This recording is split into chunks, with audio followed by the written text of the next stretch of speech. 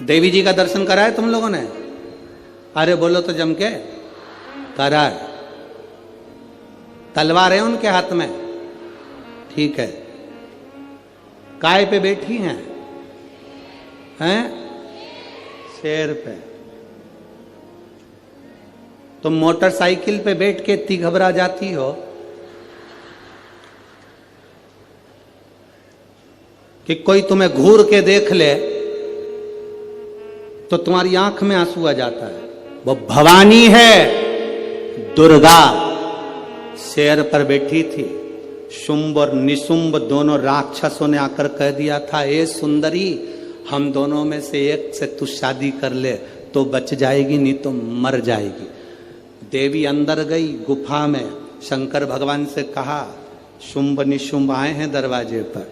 तो भगवान शंकर मुस्कुरा कर बोले, तुम मुझसे कहने आई हो, तुम स्त्री हो, एक नारी में आधा शंकर होता है।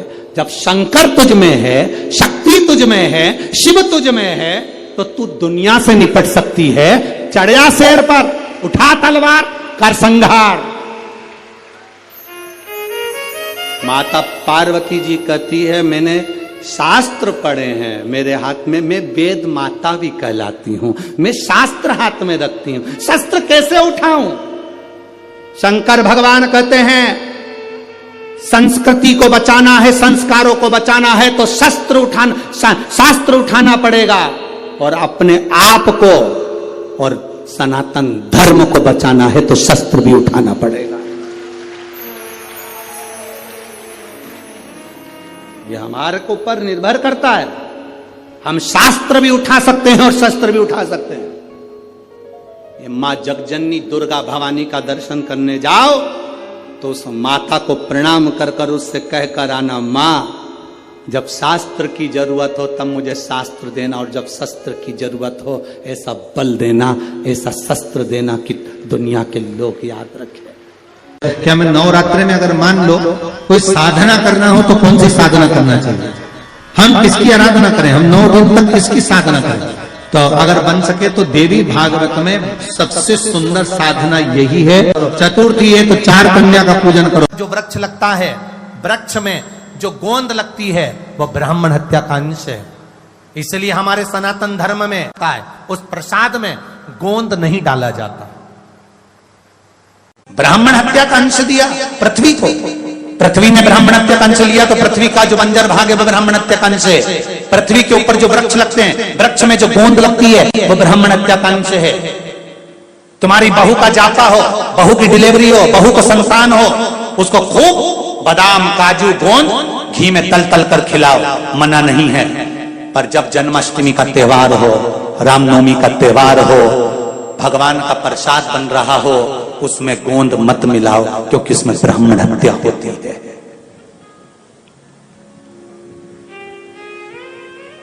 उसमें ब्राह्मण हत्या होती है।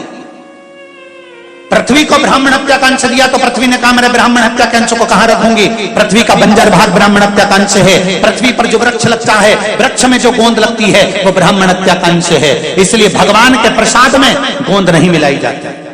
आपकी बहू का जापा हो, बहू की डिलीवरी हो, बहू को संतान हो, तुम्हारे लिए लड्डू बनाओ, चाहे दाल का बनाओ, मूंग का बनाओ, उड़द का बनाओ, उसमें खूब गोंद मिलाओ। पर भगवान का अगर प्रसाद बना रहे हो तो उसमें गोंद नहीं होना चाहिए, ब्राह्मण हत्या का दोष लगता है। भगवान को गोंद का लड्डू नहीं लगाया जाता। हम मंदिर में दीप क्यों लगाते हैं? दिया लगाने का कारण क्या होता है?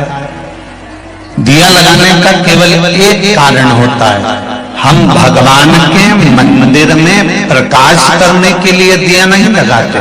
हम भगवान के मंदिर में उजाला करने के लिए दिया नहीं लगाते। शिव महापुराण, पद्म पुराण और हमारा शास्त्र वर्णन करता है कि हम जब भगवान के मंदिर में दिया लगाते हैं, दीप प्रज्वलित करते हैं, तो दिया परमात्मा के लिए नहीं लगाते।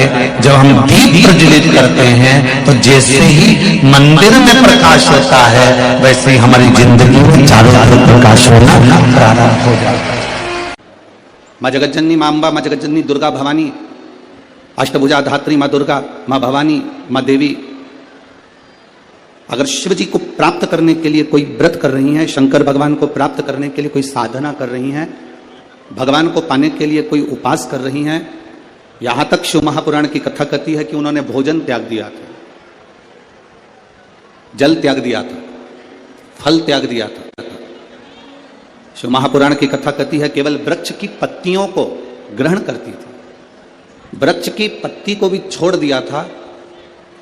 दुर्वा का एक छोटा सा अंश मां जगतजननी माता पार्वती ग्रहण कर रही थी, एक छोटा सा अंश दुर्वा का, वो भी छोड़ दिया था। पत्ती छोड़ दी, दुर्वा खाना छोड़ दिया, फल खाना छोड़ दिया, भोजन करना छोड़ दिया, जल पीना छोड़ दिया। तब माता पार्वती केवल वायु का ही पान करती थी, केवल वायु का पान करती थी। समय ऐसा आया कि माता पार्वती जी ने वायु का पान भी नासिका की एक स्वर से करना प्रारंभ किया। देवादिदेव महादेव पार्वती जी के सम्मुख में प्रकट हुआ और शिव जी ने पार्वती को वर प्रदान किया। शंकर जी कहते हैं सुनो पार्वती, तुमने मेरी आराधना करी है, तुमने मेरी साधना करी है, मेरी साधना इतनी बलवान तुमने करी है कि तुम्हारी शक्ति प्रबल हो गई। बाबा देवादिदेव महादेव की कथा को अगर आपने ये शिव और शक्ति के इस नवरात्रे के अवसर पर दिल से सुन लिया तो निश्चित है आपकी झोली खाली नहीं रहेगी, मेरा देवादिदेव महादेव भर कर ही रहेगा। मां पार्वती जी को देते हैं भगवान देवादिदेव महादेव। जो नारी, जो पुरुष, कोई बेटी, कोई बेटा, जो नारी, जो पुरुष, संत, साधु, महात्मा, सन्यासी, त्यागी, बैरागी, कोई बालक, कोई बुजुर्ग, जब भी किसी व्रत को धारण करेगा, कोई भी व्रत हमने अपनी जिंदगी में उठा लिया, कोई व्रत धारण करेगा तो शंकर भगवान कहते हैं उस व्रत को पूर्ण करने की शक्ति, बल पार्वती तुम और मैं, शिव और शक्ति दोनों प्रदान करेंगे। जब भी कोई व्रत होता, दो वचन दिए थे माता पार्वती जी को भगवान शिव ने, एक शिव और शक्ति का बल देना और दूसरा वचन देवादिदेव महादेव ने माता पार्वती को दूसरा वचन, दूसरा वर दिया था। पार्वती सुन, संसार में रहने वाली नारी, पुरुष, बच्चे, बूढ़े, इस मृत्यु लोक में जो रह रहा है, संसार में अगर उसके जीवन में कभी दुख की एक घड़ी भी आई है तो उसके कर्म से आई है।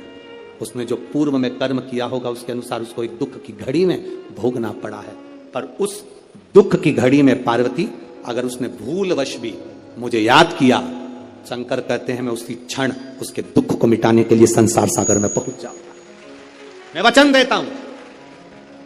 ये माता पार्वती जी को शिव जी ने दो वचन दिए। पार्वती, एक शिव और शक्ति का बल व्रत, उपास, साधना, तप करने वाले को मिलता है। नवरात्र का व्रत करने वाले कई लोग नंगे पैर चलते हैं, कई लोग एक समय दूध लेते हैं, कोई कहता है कि मैं लौंग पर व्रत करता हूं, कोई अपने शरीर पर जवारे वो लेता है, कोई कुछ नियम धारण करता है, कोई कुछ नियम धारण करता है। सारे नियम, व्रत, साधना, तप जितने लोग करते हैं, घबराने की जरूरत नहीं। ये बल तुम्हें जो देता है वो शिव देते हैं, वो भगवान शंकर शक्ति के साथ देते हैं।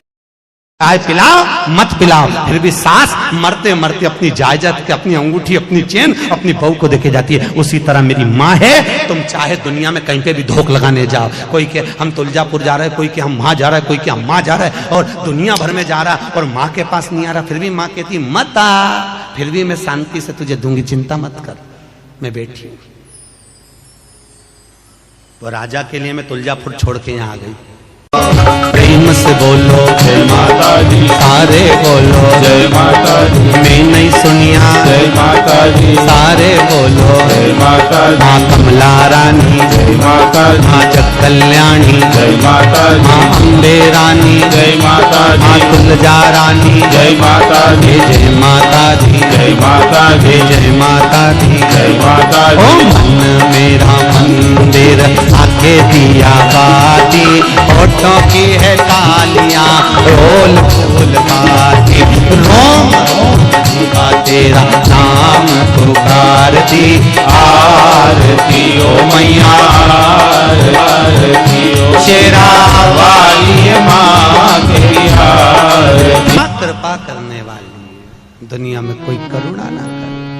क्रोध में आकर माने उसी समय अंधकासुर को मार दिया। मंथन हुआ, मंथन में सबसे पहले निकली है गौ माता। कितनी गाय निकली समुद्र मंथन में? 5 गाय समुद्र मंथन के समय पर निकली है। कितनी गाय निकली है? 5। पहली नंदा, दूसरी सुभद्रा, तीसरी बहुला, चौथी सुशीला, 5वीं सुरभि। 5 गाय मंथन में निकली है। कितनी निकली है? 5। और गाय निकालने का कारण क्या था? मंथन में सबसे पहले गाय क्यों निकली? क्योंकि गाय निकलने के बाद निकलेगा विष। क्या निकलेगा? विष। जो विष पिएगा उसका कंठ जलेगा। कंठ की जलन को अगर कोई रोक सकता है तो गौ माता का दूध रोक सकता है। इसलिए शंकर जी का अभिषेक कैसे होता है? अरे बोलो जम के, दूध से। गाय के दूध से अभिषेक इसलिए होता है क्योंकि अगर कंठ की जलन को कोई रोक सकता है तो गाय माता का दूध रोक सकता है। गौ माता। किस किस के यहां पर है गाय? हाथ उठाओ। जो गौ माता की सेवा करता हो उठाओ जल्दी जल्दी हाथ। उठाए हाथ, रख लो। बहुत बढ़िया, होना चाहिए। कुत्ता किस किस के यहां पे है? गरुड़ पुराण का 5वां अंश कहता है, गरुड़ पुराण का 5वां अंश कहता है कि कुत्ते की योनि नीचे से चौथे नंबर की है और गौ माता की योनि 84 लाख भी योनि है, उसके बाद मनुष्य की योनि। कुत्ते की सेवा करते करते मर जाओगे तो क्या बन जाओगे वापिस? कुत्ता। गाय की सेवा करते करते मरे तो गौ माता बन गए। गाय की योनि से छूटे मनुष्य बन गए। तो कुत्ते की सेवा करते करते मरे। सुबह मॉर्निंग वॉक में कुत्ता घुमा रहे थे और मर गए। कहीं अटैक आ गया, शुगर बढ़ गई, एक्सीडेंट हो गया, मर गए। कुत्ते की याद में छूटे तो कुत्ते बन गए। कुत्ते के बाद में जुए की योनि, फिर कीट पतंगा, जलचर, थलचर, वायुचर, ऐसे 84 लाख योनियां काटते काटते फिर मनुष्य दे, तो फिर वापिस नीचे नीचे। क्या महाराज?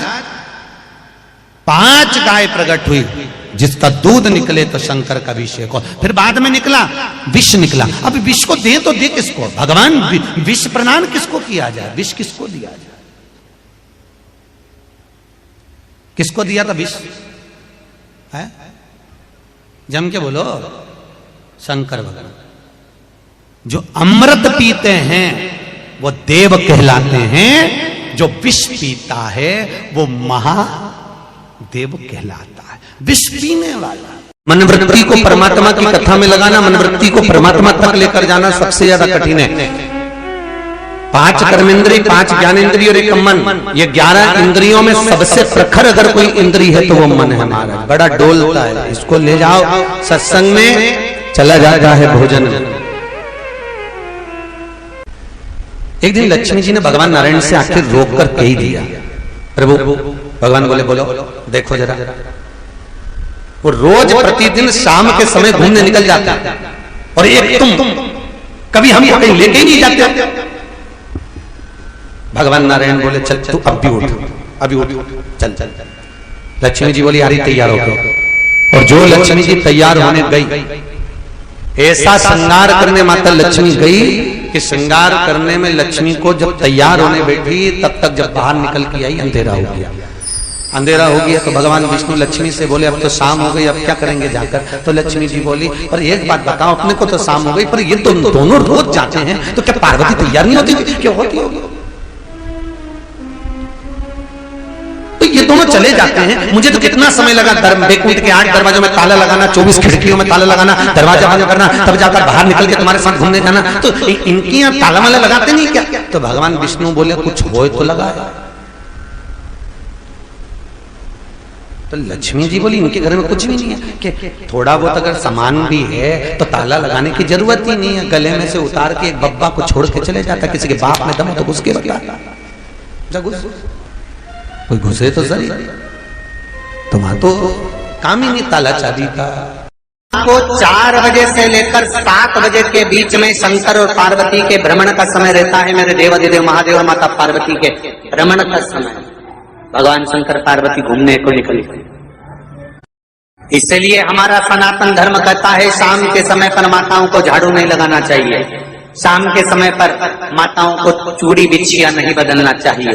शाम के समय पर माताओं को मांग में सिंदूरा नहीं भरना चाहिए। शाम के समय पर माताओं को बाल नहीं बांधना चाहिए। शाम के समय पर माताओं को चौखट पर नहीं बैठना चाहिए। उसका कारण क्या है? क्योंकि पार्वती जी ने भगवान भोलेनाथ जी से कहा था कि तुम मुझे रोज शाम के समय प्रदोष काल में भ्रमण के लिए लेकर जाते हो, मेरे लिए आज्ञा क्या है? शंकर भगवान ने कहा, सुनो पार्वती, मंदिर के अंदर नंदी रहता है। जाने वाला यात्री जब मंदिर में मेरा दर्शन करने आता है तो नंदी के कानों में कहकर जाता है कि शिव जी को मेरे यहाँ लेकर आना। मैं नंदी के अनुसार उनके घर जाता हूँ। मेरा काम है उनका कल्याण करना और तेरा काम है उनके घर की नारी को अखंड सौभाग्यवती का वर प्रदान करना। ये तेरा काम है।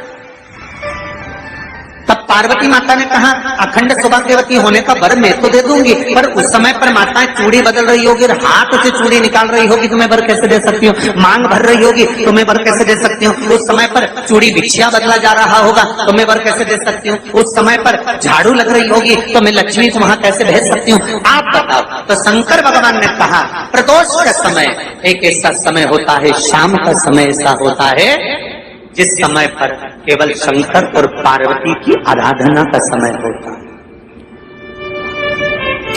हम तो कई लोगों से कहते हैं, अगर आपके यहाँ संपदा नहीं आ रही है, बहुत मेहनत कर रहे हो, फल नहीं मिल रहा, कहीं नौकरी, कहीं सर्विस या कहीं व्यापार या व्यवसाय में कहीं तकलीफ आ रही है, हम सबसे कहते हैं शाम का समय पकड़ लो, शंकर जी के मंदिर में दिया लगाना प्रारंभ करो। शिव मंदिर में अगर दिया नहीं लगा रहे हो तो बेलपत्री के पेड़ के नीचे दिया लगा। बेलपत्री और शंकर जी के मंदिर में दिया नहीं लगा रहा तो शंकर जी के मंदिर के बाहर चौखट पर दिया लगा। इतना भी नहीं कर सकते तो अपने घर के बाहर अपने द्वार पर दिया लगा दो। बृहस्पति महाराज ने कहा कि शाम का समय जो प्रदोष का समय होता है उस समय पर इंद्रदेव तुम शंकर जी की आराधना करो। शिव आराधना से शंकर जी जो मार्ग प्रशस्त करेंगे, शिव आराधना से जो शंकर जी कहेंगे वो तुम करना। ठीक है, आराधना करी बाबा भोलेनाथ जी। मालूम नहीं था इंद्रदेव को। बृहस्पति महाराज ने प्रदोष की महत्वता समझाई तो प्रदोष का समय जानकर शंकर जी पर 7 बेलपत्र प्रदोष के दिन इंद्र ने समर्पित कर दी बिना सोचे। कितनी बेलपत्र? 7। प्रदोष का व्रत करो चाहे ना करो, मंदिर में चढ़ी हुई बेलपत्र को उठा लो,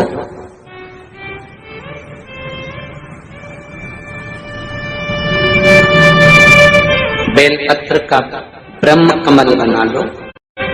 ब्रह्म कमल का मतलब होता है डंडी बीच में रहे, आसपास पत्तियां रहे। 7 पत्ती का ब्रह्म कमल बनाकर, जैसे ये तो इसको फैला लिया, 7 पत्ती ब्रह्म कमल बना लिया।